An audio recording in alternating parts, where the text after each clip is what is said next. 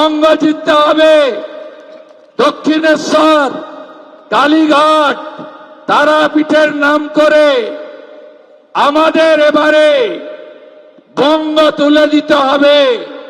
পৃথিবীর সর্বশ্রেষ্ঠ জনপ্রিয় নেতা, দেশের প্রধানমন্ত্রী, যিনি পাকিস্তানের ভিতরে একবার নয় ভারতবর্ষের বীর সেনাদের নিয়ে অন্দর ঘুষকে তিনবার মারা, সার্জিক্যাল স্ট্রাইক করেছেন। পহেলগামে বস্ত্র সরিয়ে হিন্দু দেখে কলমা পড়তে না পারার জন্য, হাতে তাগা থাকার জন্য হিন্দুদের মারল। আর আমাদের প্রধানমন্ত্রী সেনাবাহিনীকে ডেকে বললেন, आपको जो मर्जी कर लीजिए, कब करना है, कहां करना है, अब कितना करना है, सब जिम्मेदारी देश का सरकार आपको देता है। हमारा 3 बाहिनी, एयरफोर्स से लेकर स्थल और नौसेना, उन्होंने मुंह तोड़ जवाब दे दिया।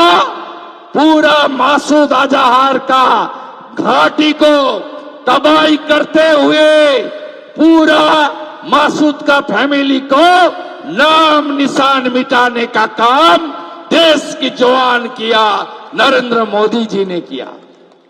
তাই মোদিজির হাতে তুলে দিতে হবে আমাদের এই বঙ্গ। আমরা ভালো নেই, আমরা আগে শিল্পে এক ছিলাম, আজকে শিল্পে শ্মশান। 11তে এসে টাটাকে তাড়ালো কে? তৃণমূল আবার কি? আজকে এই রাজ্যে সেদিন অমিত শাহজির প্রেস কনফারেন্স দেখেছেন, প্রায় 7,000 কারখানা পালিয়ে গেছে। এপার আর ওপার সব জুট মিল বন্ধ।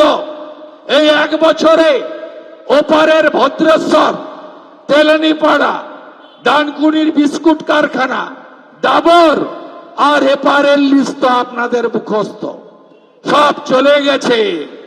শিল্প না এলে কখনো রাজ্যের রাজস্ব বাড়তে পারে না। শিল্প না এলে কর্মসংস্থানের জোয়ার হতে পারে না।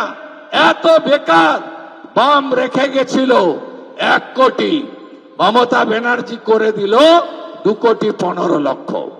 বামের সময় পরিযায়ী শ্রমিক ছিল 5 লাখ, আজকে নথিভুক্ত পরিযায়ী শ্রমিক 60 লক্ষ। বদলাবেন না? 1000 টাকায় তাই সন্তুষ্ট আপনারা হতে পারে না।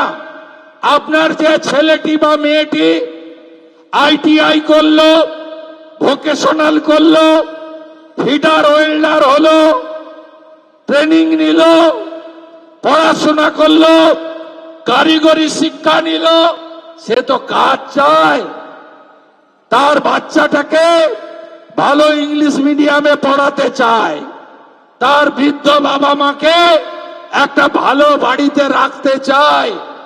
তাই যদি গুজরাটের মতো শিল্প আর কর্মসংস্থানের জোয়ার এই বাংলায় বইয়ে দিতে হয়, ইসবার ভাজপা সরকার।